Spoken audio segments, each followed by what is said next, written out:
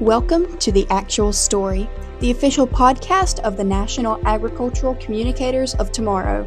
I'm your host, Lydia Hill, and I, along with the rest of the National Officer team, are here to share the voices, ideas, and stories shaping the future of agriculture and communications. Whether you're a student, professional, or simply passionate about the industry, this is your place to connect, learn, and be inspired. So without further ado, let's dive into today's actual story. Based in the nation's capital, Lydia Johnson is a broadcaster and reporter covering farm policy. She is charged with capturing the latest job changes for the movers and shakers on Capitol Hill and in key positions across the country as the lead editor of Popular Farmhand section. Johnson is also a key member of the Agri-Pulse Newsmakers team, producing a weekly TV show airing on RFD TV, as well as contributing to the daily Agri-Pulse Drive Time podcast to share the latest farm, food, and rural policy news with audiences in the Beltway and across the country. A native of her family's heritage farm in central Iowa, Johnson was an active participant in 4-H, FFA, and the World Food Prize youth programs during high school. She later graduated from Iowa State University with degrees in agricultural communications, journalism, and international agriculture.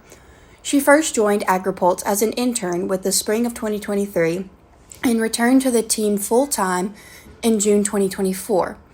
Johnson also has experience as an intern with the National Pork Producers Council, Iowa Department of Agriculture and Land Stewardship, National FFA organization, and the DC-based agriculture and food lobbying firm Tory Advisory Group. At Iowa State, Johnson served as president of the College of Agricultural and Life Sciences Student Council.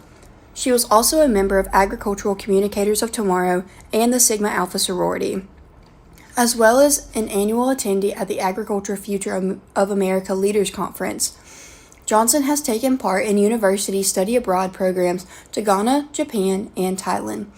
Agri-Pulse is a trusted source in Washington, D.C., with the largest editorial team focused on food and farm policy coverage.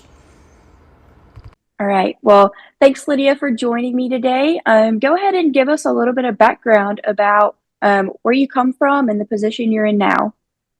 Yeah, Lydia, well, thanks so much for having me join the podcast today. I'm originally from my family's farm in Iowa, but I've been in DC full-time for about a year and a half now, working for Agri-Pulse Communications. So grew up my family's farm in central Iowa and was really blessed to be super involved with 4-H and FFA growing up.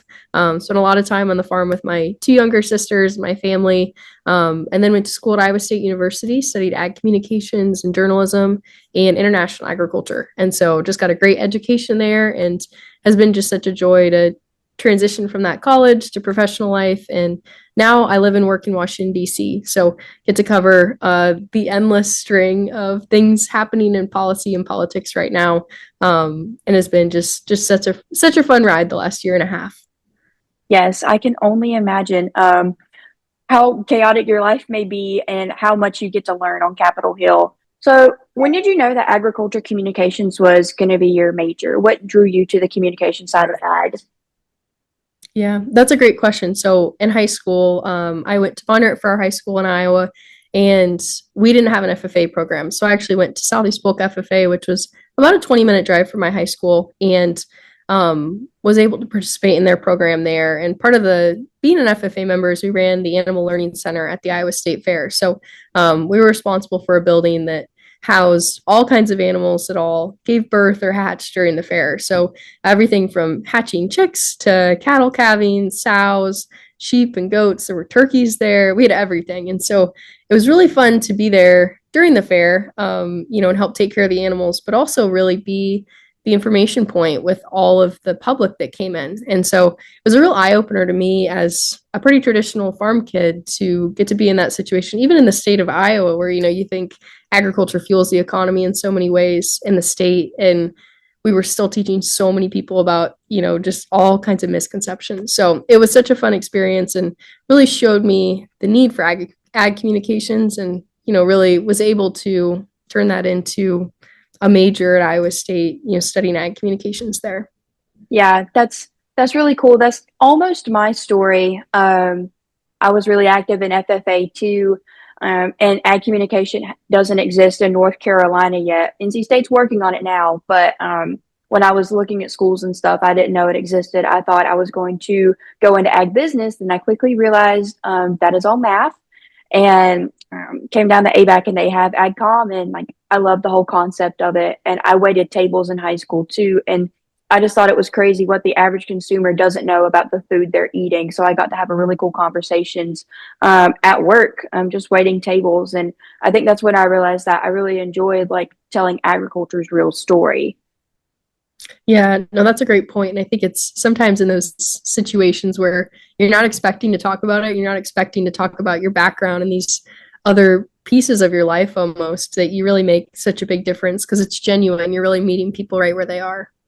Yes, for sure. And even like little grocery store conversations and stuff now happen. I had a guy in Food Lion this weekend ask me what cut of steak I preferred because his wife had sent him to the grocery store, and just little stuff like that. I remember that stuff, and I know I'm making an impact on just one person's life, but they may go and share that tidbit of information and take it home to their families and coworkers and stuff like that. Yeah, it's a great point. It's like a ripple effect. For sure. So I did a little research, and you were very active in college, and you did lots of things in and off of campus. Um, why why does getting involved in campus activities and your school, why is that important in your job today?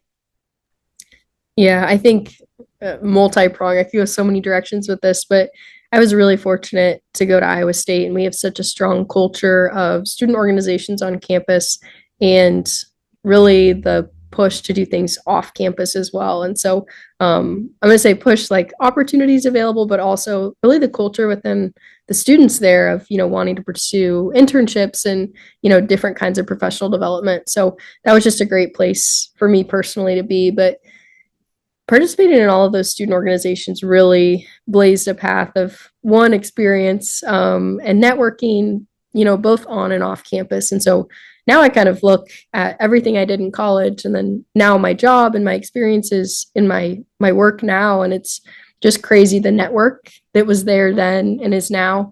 And, some of it is the same people, but some of it's also just those skills of being able to go into a conference and get to know all kinds of different people. And, I'm working on a story and I don't really know a lot about an area, but I remember somebody in college, there was an organization that came to speak at a club meeting and I still remember that. And so I can go back to them and ask, about whatever the topic is. And so it really expands the network. And then personally, just have had so many great opportunities with networking and my own peers. It's fun seeing them come into the industry and even be sources sometimes. So it's really full circle. It's been a great opportunity to have the student organizations on campus and then that translate to my professional job.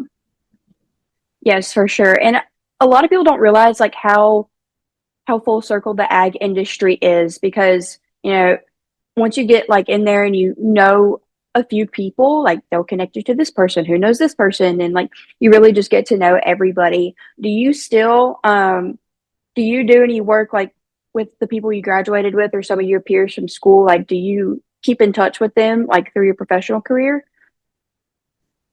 Yeah, I think that's a great point. There's a lot of my peers that we work in very similar fields. And one of the fun things about my job now is that I travel to quite a few conferences, whether that's World Pork Expo or the American Farm Bureau Federation's convention, Commodity Classic. And so it's really fun because those are, great work events and networking professionally, but also a lot of my friends are there. And so it's just been so wonderful. One of my great friends from college works for one of the commodity groups in Iowa. And so every time that she comes to DC to lobby, we get to connect. And then at different meetings throughout the year, we get to connect as well. And so it's just been really fun to have those personal friendships bleed into the professional world as well. And you think about just the network that they bring a different network than you do. And so when you all get to connect at things like that, it's really exciting. So there's a lot of friends I keep in contact with through college. And I think that's the power of the ag industry, but also the Iowa State College of Ag and Life Sciences is that network runs really deep. And I'm very grateful to be part of it. Yeah, and we're told that all the time in school, especially like getting close to graduation and stuff. Like, these people are going to be in the industry along with you. Like, make sure like you stay on their good side and you keep in touch with them. And I think all of us as students wonder how true that really is. So, thank you for providing that tidbit for us, um, because it definitely is a question where like you don't know about it and you don't understand until you're living in it. So we won't get to know the truth of that until we're graduated and full blown in the industry full time.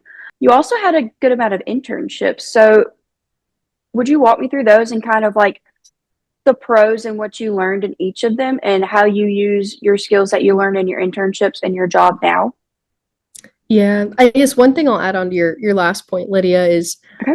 I think especially being in the industry with your peers and in college. In college, a lot of times there's whether it's internships or awards or full-time jobs that you're almost like competing against your peers with.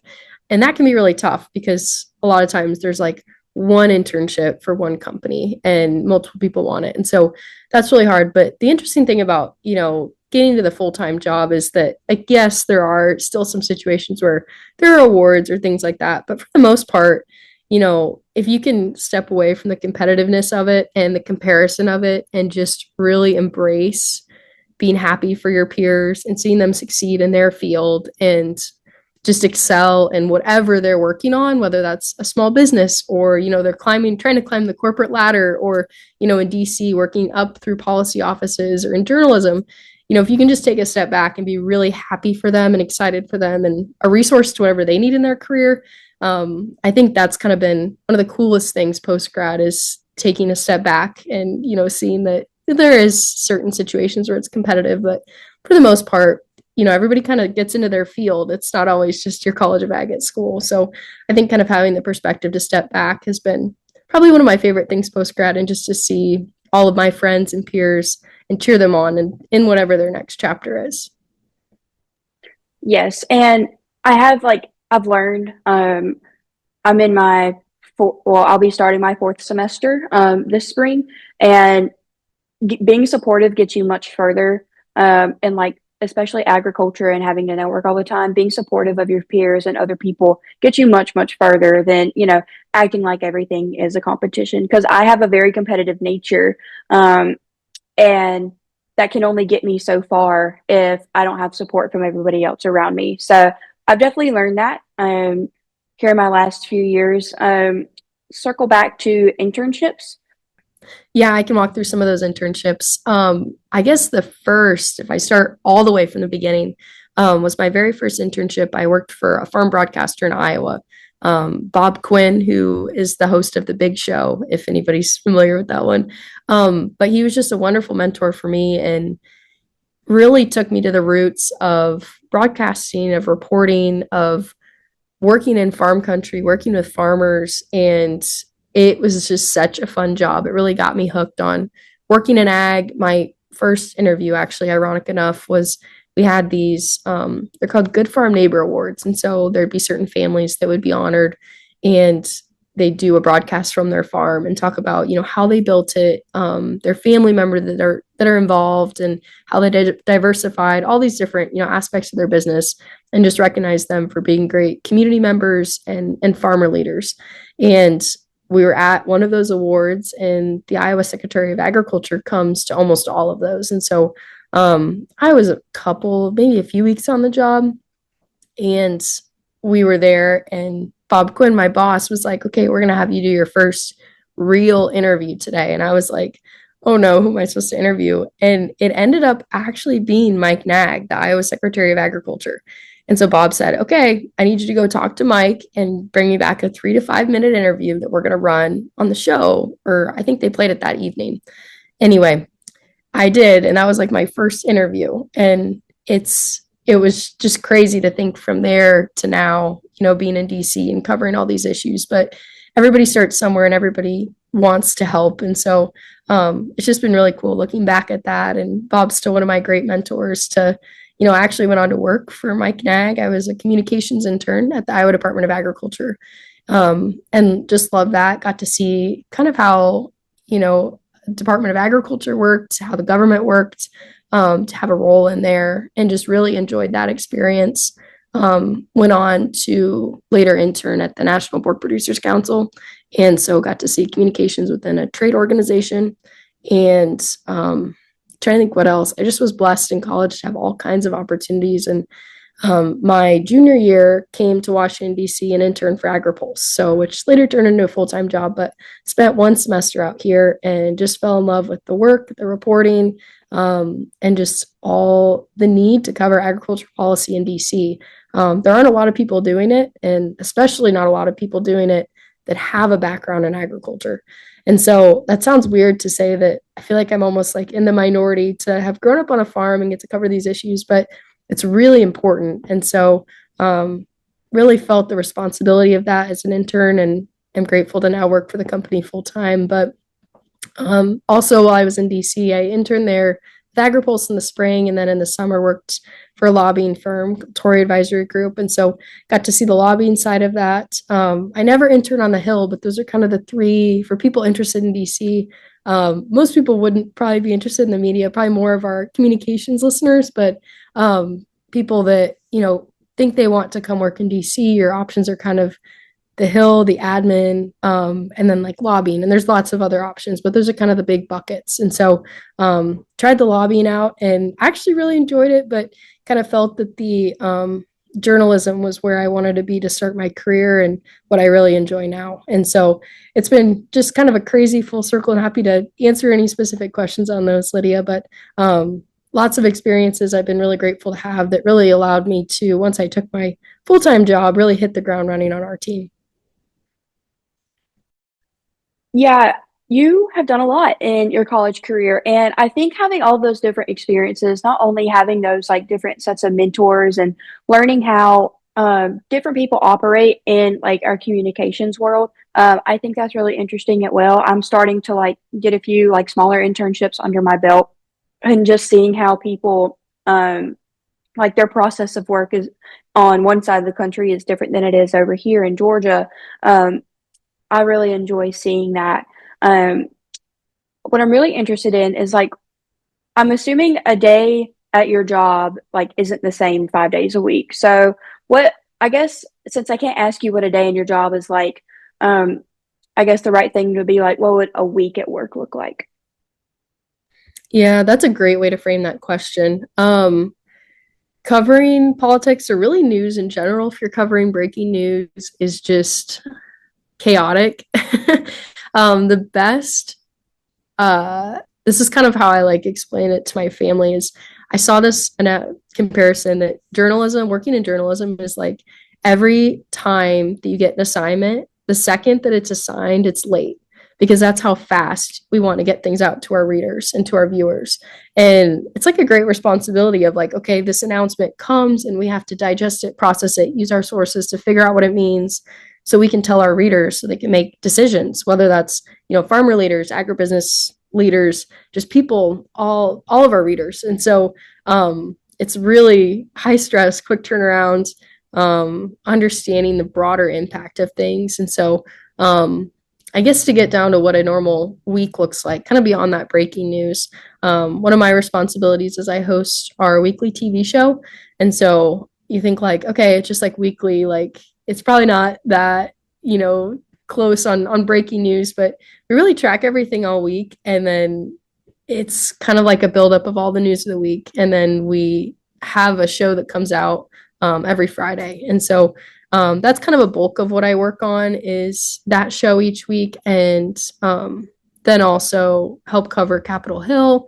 And we have a weekly newsletter that comes out with more longer form stories. So also contribute to that. And so we kind of have different editorial products, but it's really all covering whatever's going on. So, for example, like on a daily basis, our subscribers start their morning with our Daybreak newsletter. And so that's basically like the top 4 to 7 shorter stories of just like a nugget to start your day. It comes out at 5 a.m.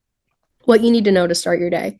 And so work on that. And then kind of to close out our day, we have a podcast. And so that kind of is a 5-minute podcast that summarizes the top stories of each day. And so those are kind of the main things that our readers get every day. And then weekly, we give a newsletter with more in-depth pieces of like bigger, broader picture, what shifts are happening, what people should expect, what people need to know.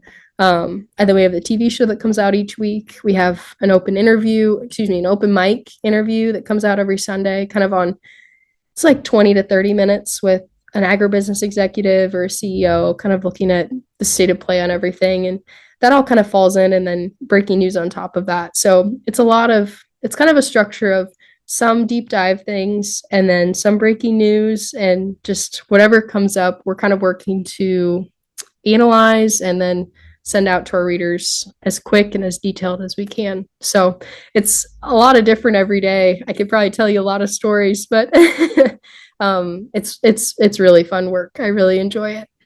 Yeah, I bet so. I think it's really interesting how like you guys don't just stick to one form of media. So like you guys are writing and podcasting and broadcasting, just so you can hit all of those audiences, and especially in like this day and time where, not everybody is going to get up and, check for the little nugget of information at 5 a.m., but they might listen to the 5-minute podcast later on in the evening. Like you really are hitting all of the bases. And I think that's really cool. I'm actually an avid podcast listener. I listen to it at work. So big fan. And yeah, I think that's really admirable how you guys are able to be really flexible with like the same amount of information. I don't know if yeah, I think you can answer this question. What is like the turnaround time if something hits your desk, like breaking news? And what is the turnaround time to get that out? Is it like a day, a week? For breaking news, Yes. breaking news is like less than an hour. Our editors, and rightfully so, I mean, they push us to analyze it and have a quick story up as quick as we can. And sometimes that's like, this is going to sound crazy, but sometimes that's like 15 minutes, 10, 15 minutes. And sometimes that's like, it takes an hour or 2 or 3 hours. So it is like, we are on it. And it's kind of like almost like a lifestyle of like being on your phone, being alert, being ready for it. There's some things that like, that an announcement from USDA is coming on Wednesday at noon, let's say. So you have a day or two in advance to know that an announcement's coming. You don't know what the announcement is, but you can plan your day around that. But other times you're on the Hill and there'll be, I don't even know. For example, right before winter break, I'm going to say winter break, right before the Christmas and the holidays when Congress took recess, I was on the Hill and asked one of the ag committee leaders to clarify there's an amount of farm aid that President Trump announced in January. And so that came out, and we were hearing that lawmakers were already asking for more aid. This aid, President Trump literally on that Monday said, we're going to dish out this $12 billion in aid, but there's going to be, so then the lawmakers kind of following the story. Trump unveiled the aid, and then lawmakers were already saying that same day that more aid was needed. And so our job is like, okay, we're trying to digest this initial announcement. There's literally, my email is still flooded with statements coming in from these groups reacting to the aid. And then we go down to votes, and lawmakers are saying this isn't enough. And so we're like trying to write all these different, sides of this. And so that's just part of the job, is like understanding it's not always a black and white, get the announcement, write the story. There's like a much broader impact. And so kind of working with, it's been great. We have one of the largest teams of journalists covering ag policy in DC, but it's always kind of a race to get that information and get it down and understand what that's going to mean for the even bigger story, if that makes sense. Yeah, that's really fascinating. And kind of what I'm gathering for this is like you kind of have to thrive in the chaos to be good at this job, because like you guys take in information so quickly and turn it around and publish it, to people. And, as someone who has had to write articles and like has taken classes so far about it, to get like a good article out, it's going to take me like a week, because I have to go back and revisit it. And like living in a fast-paced environment like that, it definitely takes a special type of person. And I know you mentioned earlier that, you have people you can call on if you need like a little bit more insight or if you need a contact for something. Is that like pretty normal for you to like something happens and you need more information about it and you call somebody you networked with, a while back? Yeah, I'd say that's very typical. I don't even know if I can imagine many stories we write without having other sources or, calling sources to confirm. But yeah, it's always kind of checking the Rolodex. So hopefully, maybe your student readers, but just kind of having that like, all the people in your sources in your network in your system that you can cross check, whether it's, okay, I hear that this announcement is coming. What have you heard? To this announcement is out, this trade deal is out. What does it mean for soybeans? What does it mean for wheat? What does this big current event, mean for whatever else? And so it's a lot of being a good journalist is keeping a long source list, I think, and maintaining that. And then also just reaching out to, you're going to do your job the best when you understand what your readers and your like the different farm groups, what their priorities are, what the lawmakers' priorities are, and understanding the full narrative of what's going on and why and who it's impacting. And so, to your point, I think every story we write, we try to check with as many people as possible to understand the biggest, broadest picture and all the stakeholders, kind of where they stand. Yes. Your job is, I really respect what you do, really, because I know that takes a lot of work. And I know you probably get like a lot of emails and stuff about people aren't happy with news that's happening right now. And um, do you have any, I'm going to ask for myself, do you have any like crazy stories about like people being upset with something that came out and like you're just the messenger? Ooh, like hate mail. Yeah. I wasn't going to um, say it, but yes, hate mail. yeah.